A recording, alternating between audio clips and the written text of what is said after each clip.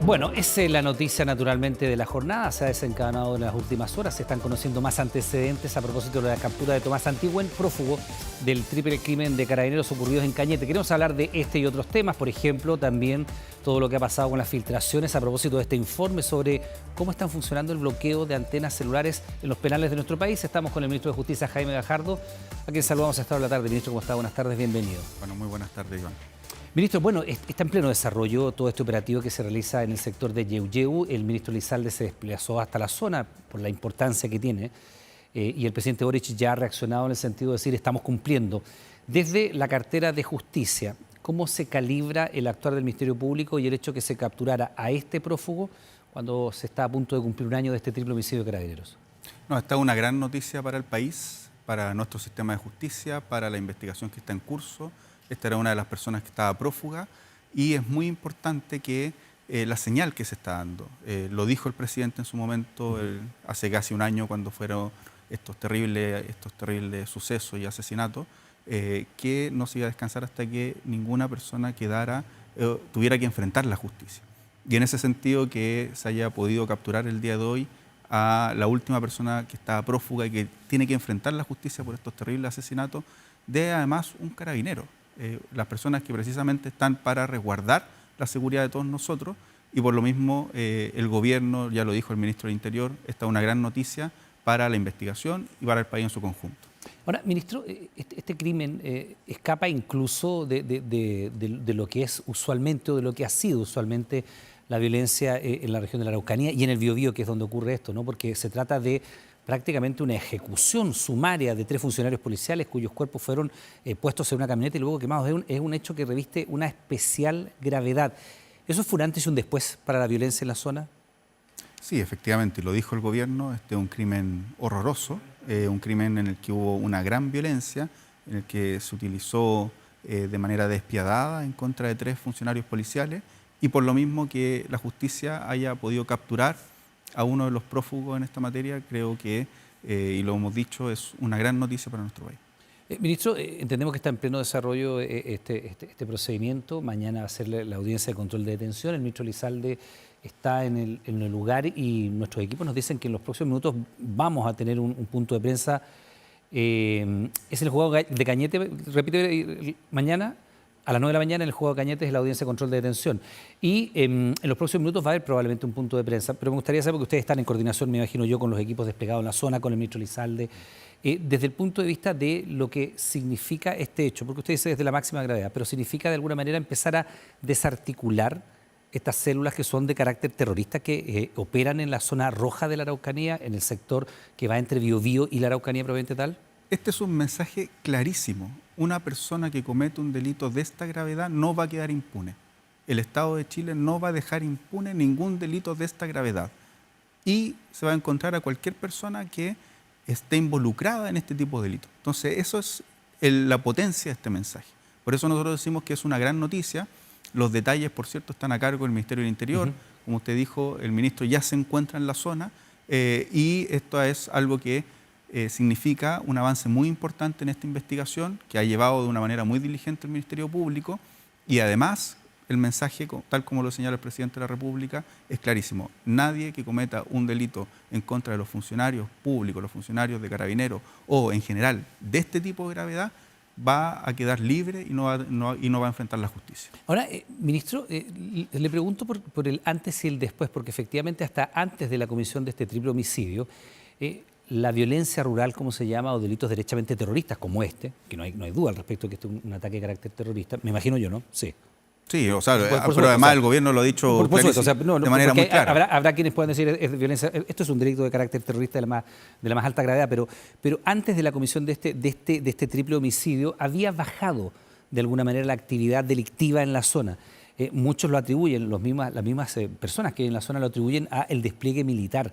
¿Cuánto ha ayudado a cambiar el eje de lo que ocurre en el Biobío y en la Araucanía, los estados de excepción y el despliegue militar para infraestructura crítica, los caminos y todo aquello? O sea, la política del gobierno en esta materia, en los últimos 3 años, ha logrado disminuir una situación que se encontraba con un alza en los delitos en la macrozona sur, como se le denomina. Y eso es clarísimo. O sea, hoy por hoy la situación en la macrozona sur, las regiones de la Araucanía y el Biobío, es mucho mejor que la que teníamos hace 3 años. Y eso ha sido por la acción del Estado que se ha desplegado, de excepción. pero que se ha desplegado con distintas modalidades. Se ha desplegado con mejor infraestructura para Carabineros de Chile, se ha desplegado con estados de excepción, se ha desplegado con mayor presencia del Estado, y eso lo hemos hecho en estos últimos 3 años.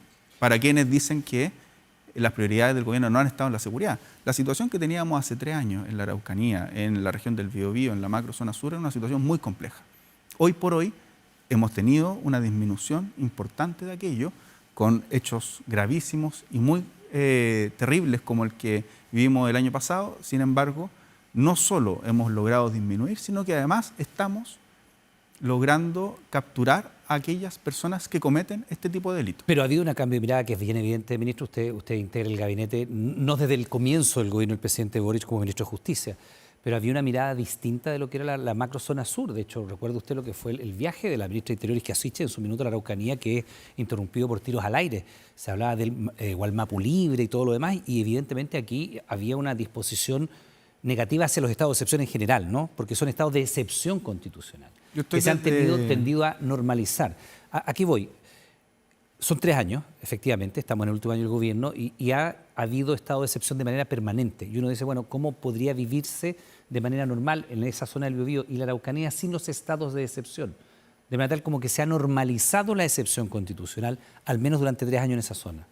Sí, bueno, yo estoy desde el 11 de marzo del 2022, primero como subsecretario de Justicia. Pero no como ministro de Justicia, claro. Y desde el año pasado como ministro de Justicia. Lo que le puedo decir, al menos en lo que concierne a nuestra cartera, la cartera de Justicia, nosotros hemos enfrentado la situación vinculada con la seguridad de la misma forma desde el día 1. De hecho, comenzamos con los planes en materia de seguridad penitenciaria en marzo del año 2022. ¿Ya? Y por eso hemos podido ir concretando esto en estos últimos 3 años. Efectivamente, lo que usted señala da cuenta de que en algunos aspectos, ¿ya?, más que todo, uno diría, de discurso político, se ha tenido una posición que ha ido cambiando en el tiempo porque las circunstancias también van cambiando. Ya uno no enfrenta los desafíos diarios de un gobierno con una única mirada. O sea, sí ha habido cambio del discurso. Uno va integrando miradas, uno va integrando realidades. Eso ha sido y eso lo hace cualquier buen gobierno. Claro, porque si usted lo ve todo de una manera rígida y cree que la única forma de actuar en la acción de gobierno va a ser utilizando una receta, yo creo que esa no es una buena fórmula de gobierno. A ver si podemos profundizar en eso. Entonces es bastante evidente, por lo menos los dichos y los hechos lo demuestran. Había una mirada distinta de esta zona y hoy día se ha impuesto una mirada que tiene que ver esto con reforzar la seguridad, con tener Fuerzas Armadas desplegadas, con tener estado de excepción y perseguir delitos de esta gravedad. El discurso se ha ido adecuando a la realidad y en ese sentido es un aprendizaje también.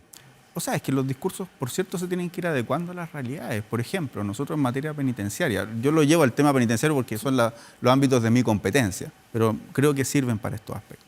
En materia penitenciaria, nuestro país no tenía situaciones concretas de bandas de crimen organizado como las del Tren de Aragua hasta el año 2021-2022. Recién ahí empezamos a enfrentar ese fenómeno en razón de las personas que cayeron detenidas producto del juicio al clan de los Gallegos durante el año 2022. Entonces, por cierto, las miradas tienen que ir complementándose, ¿ya? Y tienen que ir cambiando en razón de los desafíos que uno va enfrentando. ¿Listo?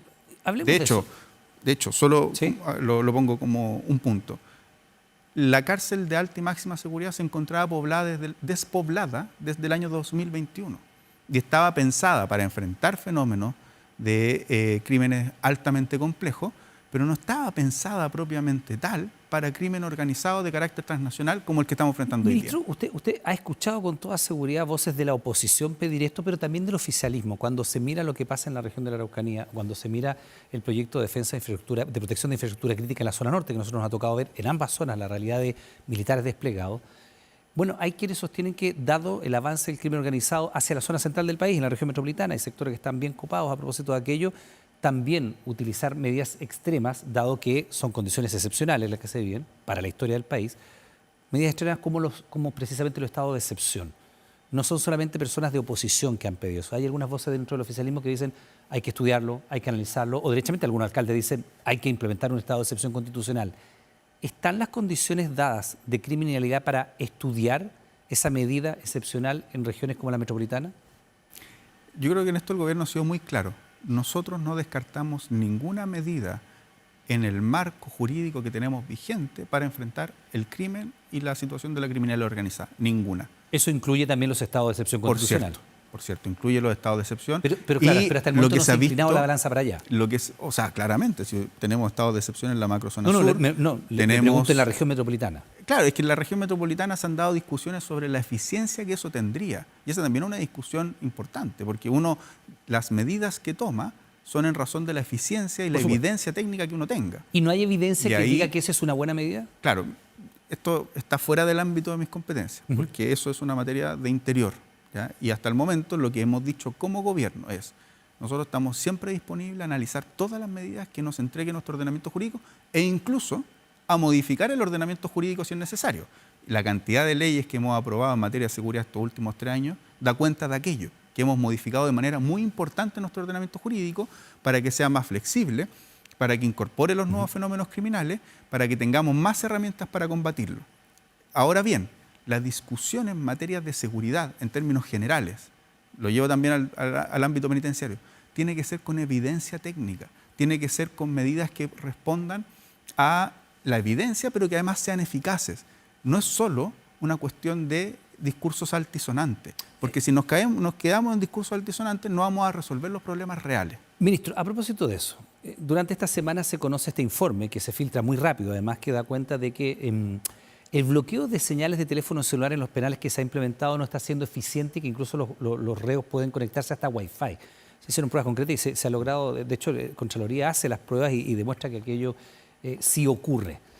Hay dos aristas de esto. Primero, evidentemente, las acciones que ustedes están pidiendo interponer a propósito de la filtración de este informe que tiene elementos que uno entiende pueden eventualmente comprometer la seguridad nacional por la descripción de lo que se hace allí. Yo no lo pondría en potencial. Ya, usted comprometen la seguridad usted lo afirma. nacional. Yo se lo pregunto en potencial, sí. Usted después lo afirma. Y el otro es si efectivamente no están funcionando los bloqueadores de señales. Partamos por lo primero. ¿Cuál es el riesgo que usted ve en la filtración de ese informe y las medidas que se han tomado? No, el riesgo es evidente. Es evidente. Y nuestro ordenamiento jurídico en esto es muy claro.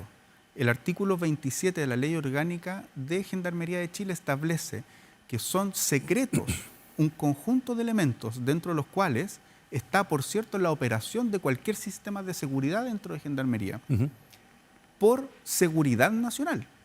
Yo no estoy poniendo ninguna palabra distinta a la que dice la Ley Orgánica de Gendarmería. Es decir, la operación al interior de los establecimientos penitenciarios en materias de seguridad es secreta por motivos de seguridad nacional. ¿Eso qué significa?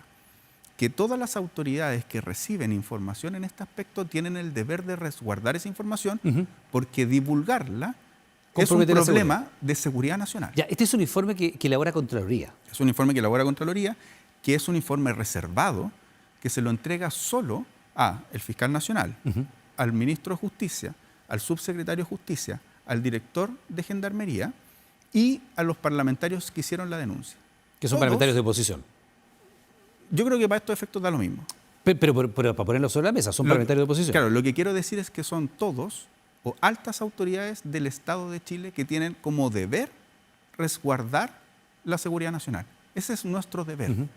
Entonces, yo la crítica respecto a que nosotros queremos desviar la atención no la entiendo, porque si nuestra principal obligación es resguardar la seguridad nacional, lo primero es que la información que recibimos en el ejercicio de nuestros cargos mantengamos la debida reserva, porque si la divulgamos, lo que ponemos en riesgo es la seguridad de nuestro país. Ya, pero por otra parte, ministro, ni más ni menos. Ya, pero por otra parte, ministro, también es de altísimo interés público. De hecho, el entonces ministro Cordero, nosotros estábamos entrevistándolo en la Radio Universo en la mañana, cuando él dice, esta semana inauguramos el sistema de bloqueos de señales celulares. Era una información que no se conocía y él nos explicó el sistema, que era no me acuerdo si era el sistema de Israel, me parece. Nunca hemos dado tanto detalle sobre el sistema, sobre el funcionamiento, como el que tiene el informe. El ministro en esa oportunidad nos da a conocer cómo se había implementado, las medidas que se tomaron, el entonces ministro Cordero, hoy día subsecretario, y las medidas que se habían implementado, los niveles de resguardo de la información, cómo se había compartimentado, y nos decía, está funcionando.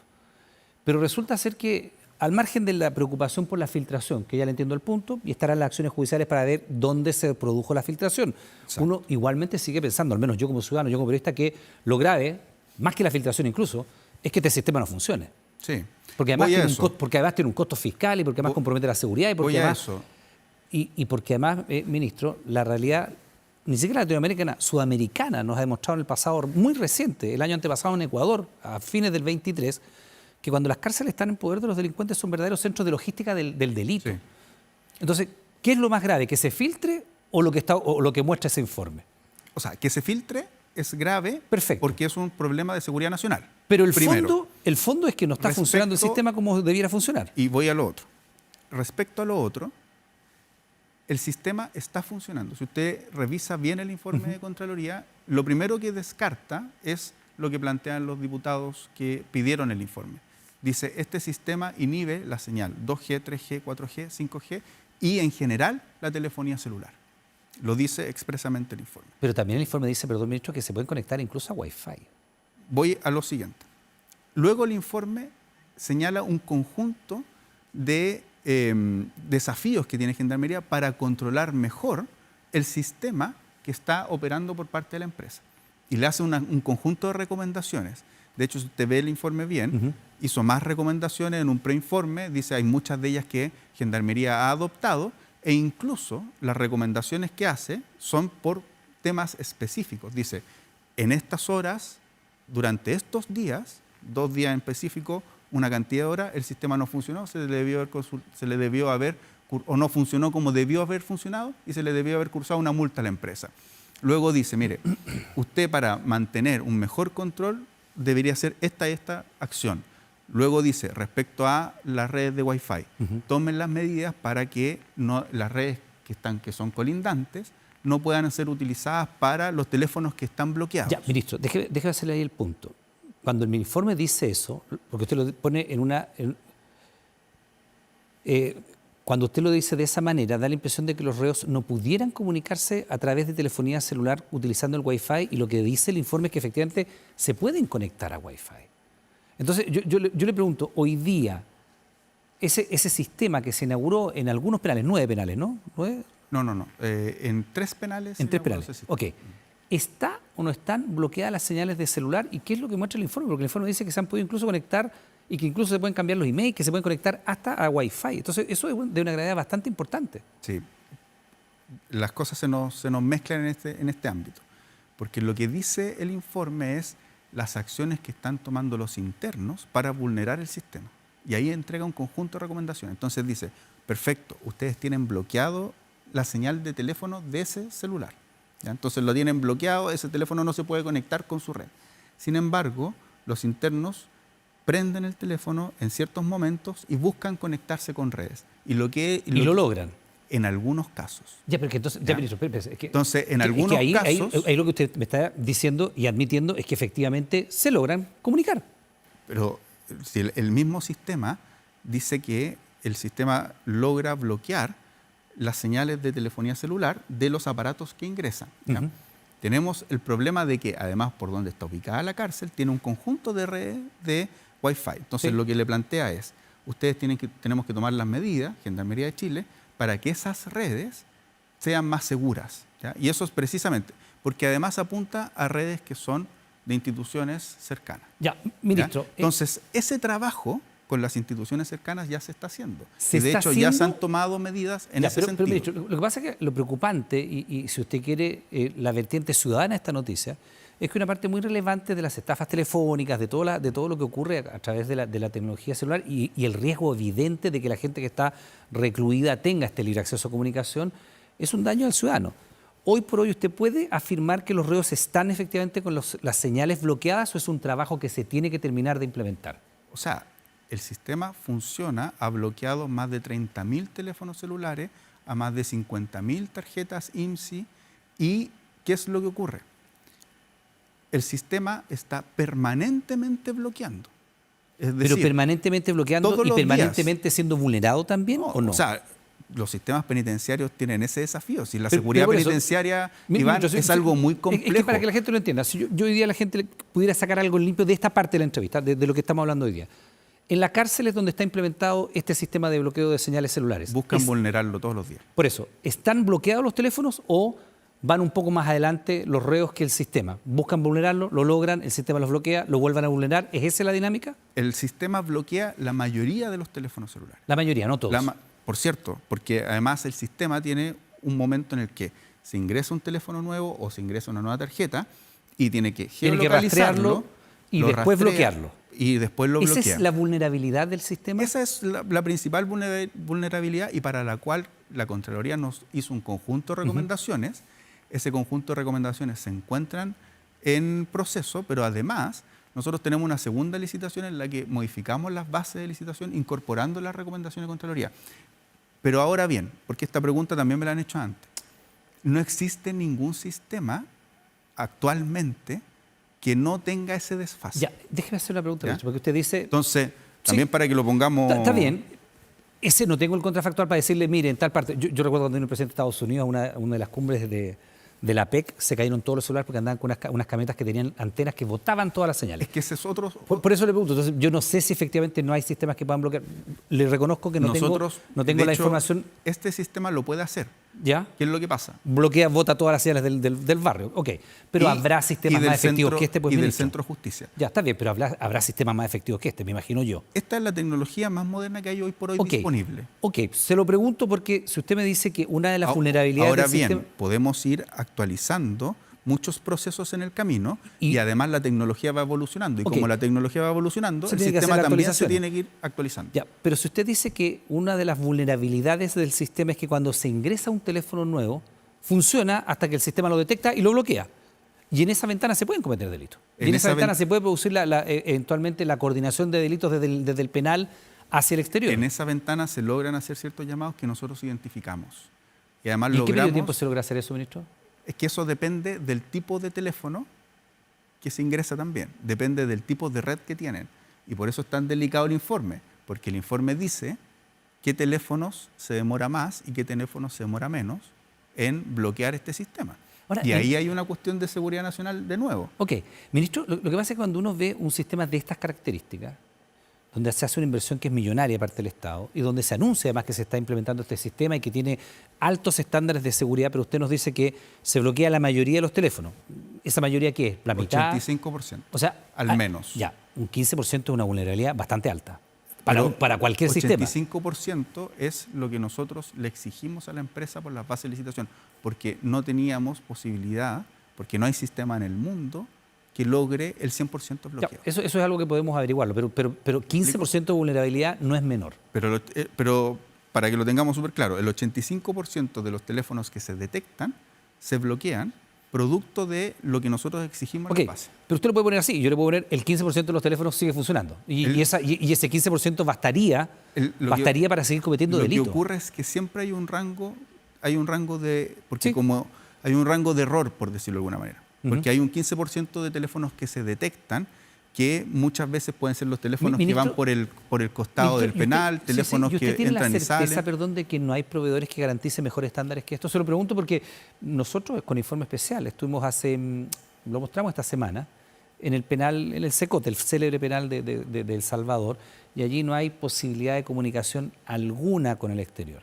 Y usted entiende que estamos en un año electoral donde la oferta en materia de seguridad, aparte de los candidatos, va a ser, si no el principal tema, uno de los más importantes junto con crecimiento probablemente, pero yo creo que seguridad a todas luces, y de hecho las encuestas hoy día demuestran que un candidato como Johannes Kaiser al día de hoy, aparece en primera opción y es quien ha mostrado, comillas, la oferta de mano más dura en contra del delito. Entendemos esa lógica.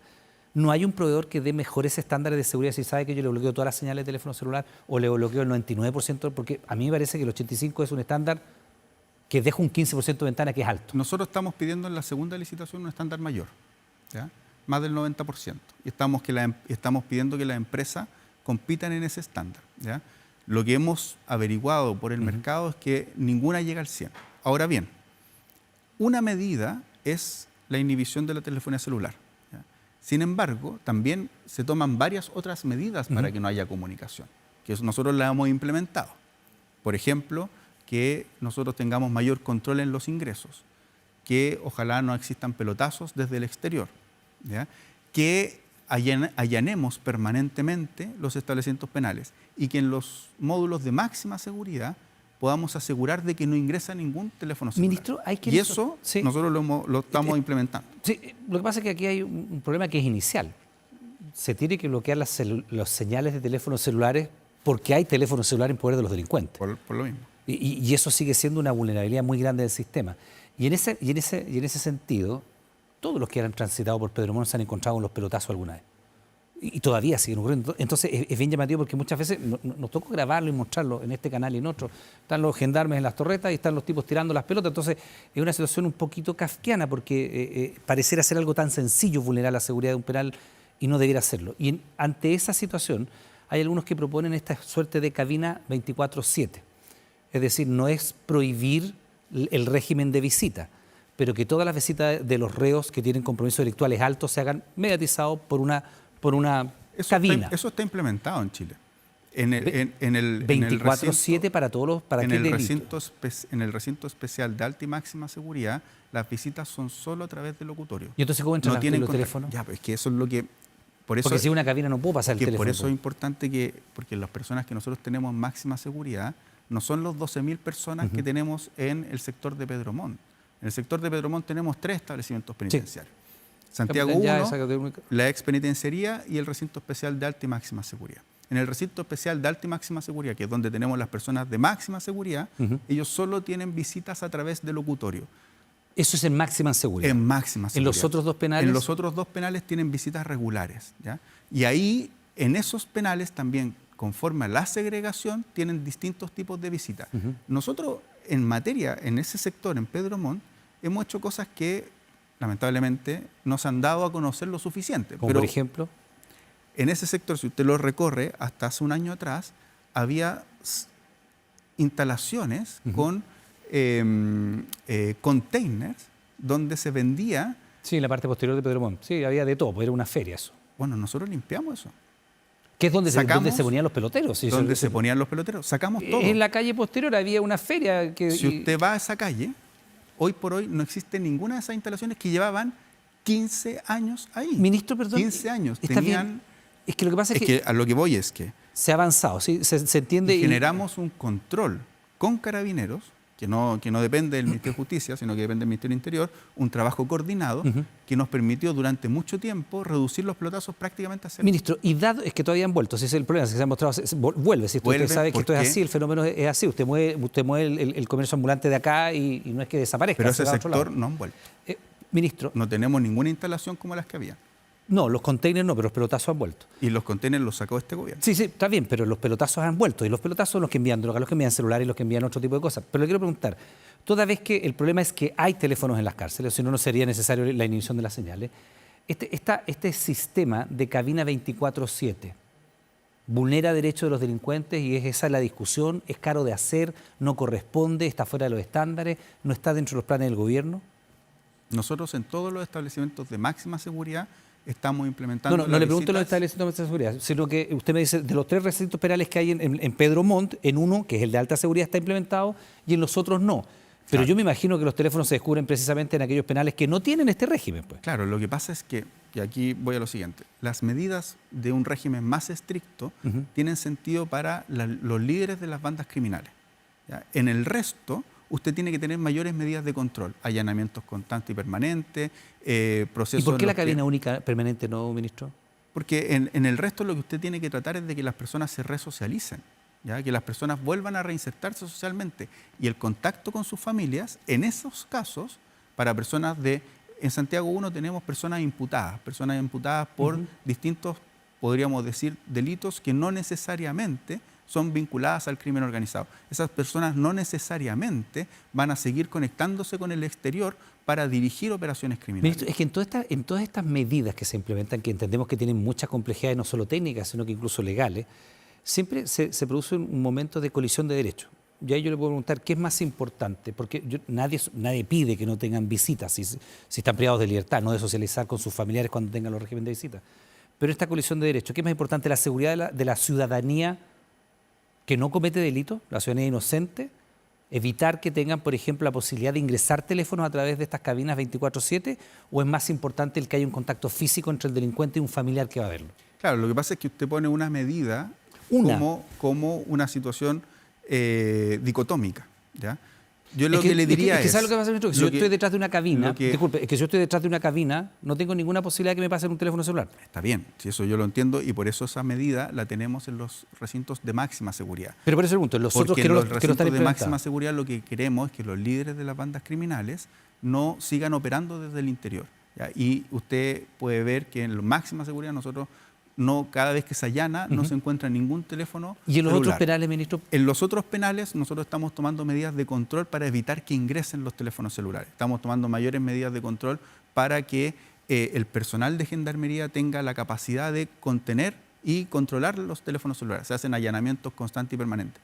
En las otras personas que no son de alta o máxima seguridad, ¿ya? Que no son de alta o máxima peligrosidad, lo que nosotros queremos trabajar y lo que hacemos es principalmente medidas que busquen la reinserción de esas personas. La reinserción de las personas en un sistema penitenciario sustentable en el tiempo es la única manera de tener una sociedad más segura. Que esa persona no vuelva a cometer un delito el día de mañana implica mayor seguridad para sí, ministro, nosotros. pero que tengan teléfono les permite seguir cometiendo delitos. Sí, pero es que usted me está diciendo... Yo le planteo que... Usted me está diciendo que en el fondo... ¿les vamos a permitir que tengan un teléfono? No, de hecho en este gobierno... No, yo no digo que ustedes lo permitan, yo digo que... gobierno... lo que yo le digo, ministro, para hacer el punto es que una medida que puede sonar muy dura, que es tener visitas, nadie piensa que eso es lo deseable, pero aquí hay derechos que están en colisión. Por una parte está la población inocente, la persona que lo está viendo usted, que nos está viendo nosotros, que trabaja todos los días, etcétera, y que lo estafan telefónicamente, o cometen delitos, o coordinan incluso secuestros desde cárceles con teléfono. Esa persona inocente... ¿Quién coordina un secuestro? No lo coordina una persona imputada por un delito de baja entidad con bajo compromiso delictual. Eso lo establece el Ministerio de Justicia, lo más probable es que el que coordina un secuestro es una persona que es líder de una banda criminal. Y a esa persona, la medida que usted señala, nosotros la tenemos implementada. Correcto, pero esa persona que es líder de una banda delictual tiene integrantes de una banda delictual que probablemente no estén en ese penal de máxima seguridad, que pueden ser soldados de ese delincuente que están en una cárcel común. Porque vamos de nuevo.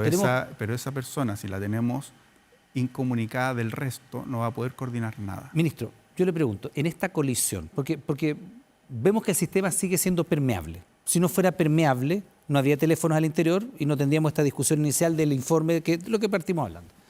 Y ahí está esta colisión de derechos y ver qué es lo más relevante. Que no se sigan cometiendo delitos con teléfonos desde la cárcel o fomentar la mayor socialización de los reclusos a través del contacto con sus familiares, seres queridos o visitas. Sí. Y en esa, que parece ser una dicotomía, bueno, las colisiones de derechos suelen ser así. Usted tiene que decir A o B, no puede decir A y B. O puede tomar medidas que sean, porque en general, lo que yo estoy muy de acuerdo y el debate jurídicamente es muy bueno, o puede tomar medidas que sean más proporcionales para los fines que usted está persiguiendo. Y en ese sentido, nosotros hemos tomado medidas más proporcionales para los fines que se está persiguiendo. Por ejemplo, ¿ya?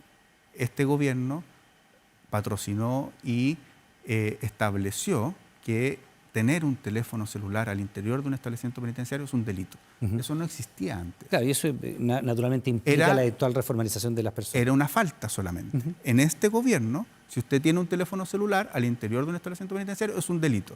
En este gobierno hemos invertido en escáneres corporales para que no ingresen elementos prohibidos. En este gobierno hemos invertido en inhibición de señal para que no exista la posibilidad de conectarse. En este gobierno hemos invertido en mayor seguridad penitenciaria, ¿ya? Son medidas que buscan lo mismo que usted plantea, pero que además nos permiten mantener la lógica de que las 13.000 personas que están en esos establecimientos penitenciarios no tenemos 13.000 líderes de bandas criminales. Ministro, y nos permite tener un sistema penitenciario sustentable en el tiempo más similar al de los países democráticos del mundo. Incluso Carabineros dice, no se había invertido tanto en seguridad, pero resulta que igualmente estamos en un fenómeno delictual que en este país no había y que hoy día sí hay. Y de hecho, la gran discusión a propósito de las cifras del stop de Carabineros, del consolidado del Ministerio del Interior, es si estamos estancados en niveles muy altos de homicidio en nuestro país, porque la única encuesta que uno puede seguir en el tiempo es cuánta gente es asesinada por cada 100.000 habitantes. Y nosotros efectivamente entre el 2023 y 2024 se produjeron números que nunca habíamos tenido. Y lo que se ha pasado en el 2025, al menos lo que se ve ahora es que hay una pequeña alza o al menos está estancado muy arriba. Entonces, al margen de que las medidas son excepcionales, tenemos una situación que es quizás más excepcional que las medidas, toda vez que estamos estancados en niveles muy altos. Iván, yo estoy muy de acuerdo contigo. Por eso hemos tomado medidas excepcionales. Nosotros en máxima seguridad tenemos un régimen que es muy estricto y es similar, voy al tiro, Y es similar al régimen que tiene Italia actualmente para combatir a las mafias. Ya. Es decir, un régimen estricto. Y el caso italiano nos sirve mucho, porque el caso italiano dijo, tenemos una situación de criminalidad organizada que nos está permeando el sistema penitenciario. Aislamos a los líderes de las bandas criminales, Sí. a los líderes de las mafias, y el resto del sistema penitenciario trabajamos en resocialización, en Ministro, reinserción. ya. Nosotros estamos siguiendo ese modelo, porque Bueno, ese es un modelo que ha dado resultados. Sí, habrá que hacer los ajustes necesarios a la realidad chilena, que no Por es la realidad cierto, italiana. no, por Ministro, cierto. dado que hay una preocupación, primero, por la filtración del informe, pero también por lo que muestra el informe, que es bastante obvio que hay un problema con los vendedores de señales. Y usted aquí nos ha dicho un par de cosas que yo las dejo como datos duros que usted nos ha entregado. Más o menos el 85% de los teléfonos son bloqueados. Más o menos. O sea, que hay un 15% que no son bloqueados. Segundo, cuando entra un teléfono nuevo, no necesariamente el aparato, no necesariamente el teléfono, bastaría con encontrar un chip. Si yo tengo el teléfono en la cárcel y entra un chip nuevo, ¡pum!, es un teléfono nuevo. Claro. ¿Verdad? Y los mismos gendarmes han dicho que ese es el gran problema, porque el teléfono usted me va a hacer el cacheo típico en la cárcel, voy a pasar por el escáner corporal y el teléfono va a saltar. Disculpe la Tiene cruz. solo una precisión. El teléfono también se bloquea. Ya, está bien. Entonces se bloquea el teléfono y chip. Está bien, y disculpe la crudeza, pero se encuentran los aparatos en la cárcel y la gente ingresa los chips en las partes más insólitas del cuerpo. ¿Se entiende, no? ¿Usted lo entiende? Por eso hemos invertido en escáner Por corporal. eso, dado que hay un 85% de seguridad y un 15% de vulnerabilidad y hay preocupación de parte del Ejecutivo, tanto por la filtración como por lo que el informe muestra, ¿hay un plazo para subir esa tasa de 85% de seguridad a estándares más altos? Sí, lo ¿Y cuál es el plazo? que le digo, en el fondo. Nosotros, primero, en esta licitación, actualmente hemos incorporado prácticamente todas las mejoras que nos planteó con la Contraloría. Y en eso estamos trabajando. Además, la Contraloría nos da plazos. Y eso también lo vamos a ir cumpliendo. Nos da plazos de 60 días, de ¿Y en 90 cuánto días tiempo para debiera quedar distintos resuelto tipos. este problema? O sea, esto nosotros lo vamos a ir resolviendo en los plazos que la Contraloría nos ha puesto. cuáles son esos plazos? 60 días, 60 90 días, dependiendo O sea, en del 2 tipo meses de nosotros lo observación. podemos invitar de nuevo acá y usted nos podría decir, mire, hoy día tenemos una tasa de bloqueo de X%. Sí, por cierto. Y Ministro, además, tenemos otra licitación con 9 establecimientos penales más, con una mejor, o vamos a esperar estándares más altos. que las empresas también nos provean de estándares más altos. Acá hay una responsabilidad del proveedor. Bueno, la Contraloría señala que en algunos casos, días puntuales, horas específicas, el proveedor no cumplió con lo que estaba obligado y que se tienen que cursar las multas. Y eso es lo que está haciendo Gendarmería. ¿Multas o eventualmente revisar las licitaciones? ¿O no da para multas. tanto la gravedad? No, porque, de nuevo, la licitación, esto es muy importante. El sistema está funcionando, el sistema está bloqueando las señales, el sistema ha tenido una amplia operatividad para Gendarmería. Ha sido muy importante para el Ministerio Público la cantidad de información que nosotros le estamos entregando al Ministerio Público de lo que ocurre con los teléfonos celulares, porque además tiene una serie de operatividades que, por suerte, no salen todas expresadas en el informe, porque son muy relevantes, que nos ha permitido desbaratar bandas que están operando desde las cárceles, gracias a este sistema de bloqueo. ¿Ya? Bueno, ministro. Entonces, con eso, nosotros hemos tenido una mejora importantísima en el sistema penitenciario. Entonces, si le parece, dado que es un plazo de 60 días, sería una buena idea volver a estar acá para que usted nos diga a cuánto se ha elevado la tasa y cómo están implementándose las mejoras del sistema. Iván, no tengo ningún problema, pero además le digo lo siguiente.